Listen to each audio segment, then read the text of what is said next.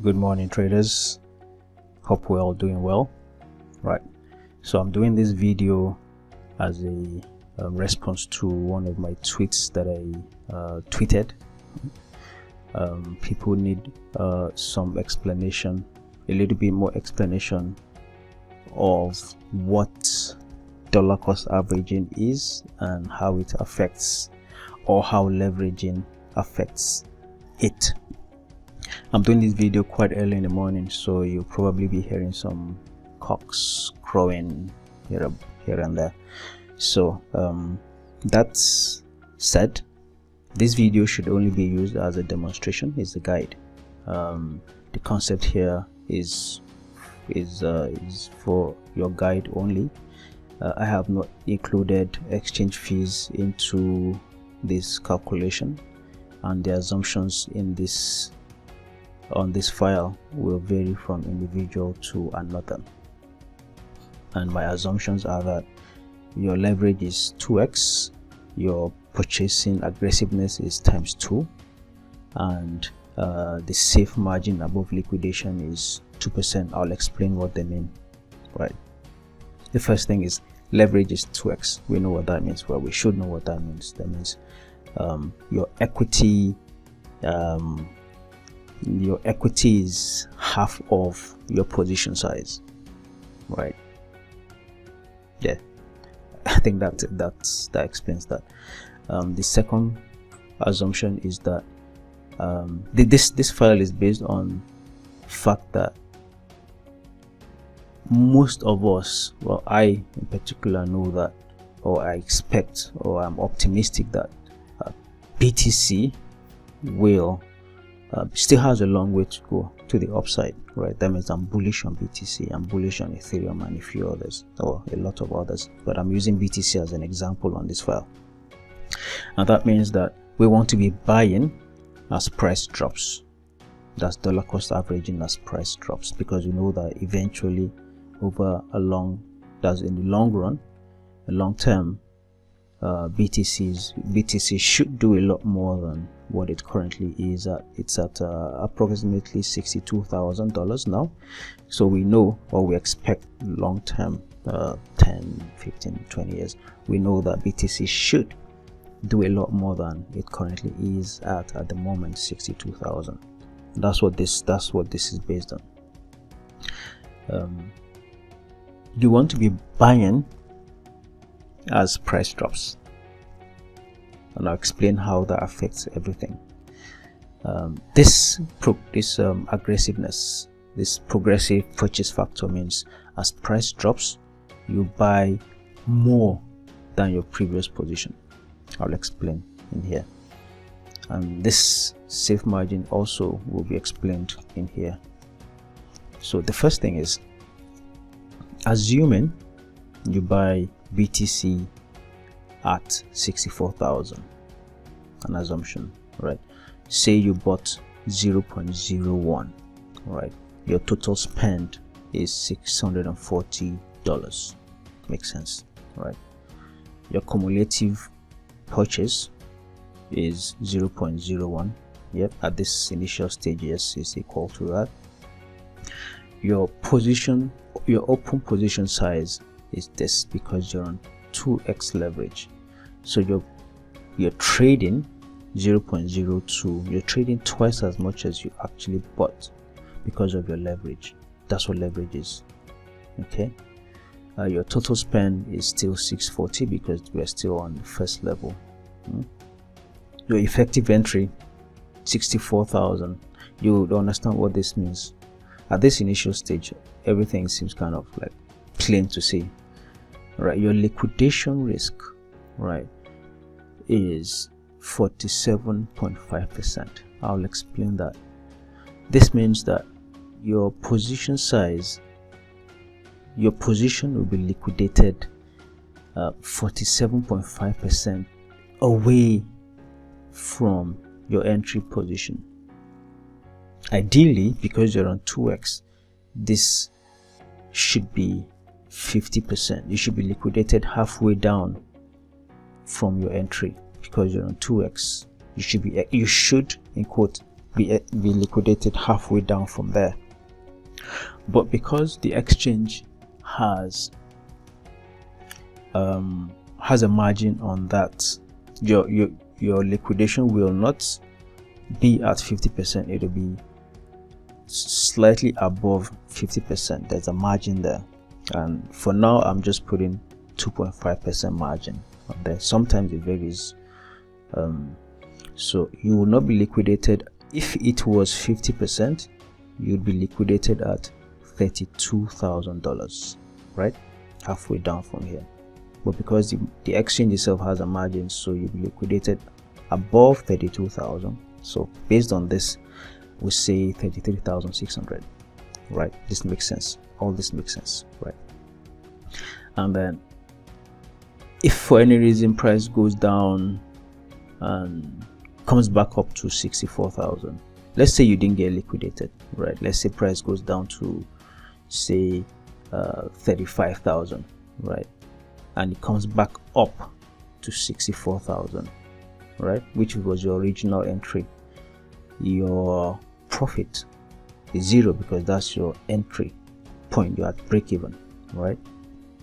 Remember, exchange fees are not considered here, right? It's just a general concept. If price were to go to 100,000 based on this buy, right, your profit would be $1,125. Makes sense? Should make sense. All right, now let's see the effect of dollar cost averaging in this mix. Since your liquidation level, price level, is 33,600, you want to buy more than your initial buy just before this liquidation level. All right, and this is where this comes to play. You want to put a margin above this, just room to wiggle. And I have put 2%. You can put more, you can put 10, you can put 5, whatever, but definitely put something there. Definitely put something there. Say it's 2%, so 2% above 33,600 will be 34,272, right? That is where you need to buy if price dips, right? This is where you need to buy. Let me just make changes to this so you see the effect. Let's say it's 10%, right? You can see this changes to 36,960, but what we have here is 2%, 34,272. So you buy more at $34,272, and then you buy twice as much as the original buy. This, yeah, if you have it as 1, that means you're buying equal amounts all through. So 0.1, 0.1, it still works. It still works fine. Maybe, well, maybe I should just leave it as 1 then. Okay, so you buy 0.1 when you get to 34,272. Your total spend on this trade, yeah, is 342.72. Obviously, your cumulative purchase in terms of your equity, right, would then be 0.02 because you first bought 0.1 and then you bought another 0.1, so now that's 0.02 that you have in total in equity, right? Your total position size is 0.04 because it's twice this, right? Your total spend is this. That's your 640, initial 640 plus your 342.72. That's what this is. And then because you bought more, you bought some more when price dipped, your entry is no longer 64,000. Your new entry, your new average entry position is now at 49,000, right? Your liquidation risk from here remains this because of this, right? And that's this. Do you understand? I hope I've not messed this up. This is your new effective entry because you bought more when price dipped, right? No longer this has shifted down because you bought more. If you bought twice as much as you did the first time, this will be significantly lower. So it was 49,000 before, now it's 44,000, right? Because you bought more as you went, as price dipped. So your average entry is now lower. Your liquidation, I'll leave it at 2, factor of 2 here. I know going back and forth shouldn't be a problem. You understand the concept. Your new estimated liquidation, because you entered more when price dipped, will now shift from 33,600 to 23,195.2. right? If after buying, at this second level, price now goes back up to 64,000, you've made profit of 1,189.12, right? If price goes on to go to 100,000, your profit will be 7,580, right? Okay, this is your new liquidation point. You want to be sure, or you want to make moves to ensure that you do not get liquidated, and that means you need to buy just before that liquidation level. And because we have a margin put on there to avoid any mishaps, right, we put 2% margin, so 2% above this is this. So this is where you need to buy some more. Again, if price does dip, if price doesn't dip to this level, do not buy, do not bother. You can always set an automatic buy at this level, right? And then because you are buying twice as much as your previous buys, so this, your next buy will be 0.04 because you bought 0.02 before, right? The total spend on this trade at this level is now this. Your total BTC that you now have equity as equity will now be 0.07 because previously it was 0.03 and now you bought 0.04, so that's a total of 0.07. Your total position size, your leverage inclusive, right, is now twice as much as this at 0.14, so that's what you're actually trading, right? I didn't use that much in here, but I'm really, for people who don't know how leveraging works on your trades, that's what this is. So your total spend cumulatively from your 640 plus 685.44 plus 946.36 is now $2,271.8, right? Because you bought more again, right, your entry, your new effective entry will now be lower, right? You're shifting your entry down as price drops instead of just it being stagnant at 64. So you won't have to wait long to be in profit. That's what this is. So now your new effective entry is now 32,454.35, right? And based on this, your estimated liquidation level is now 17,000.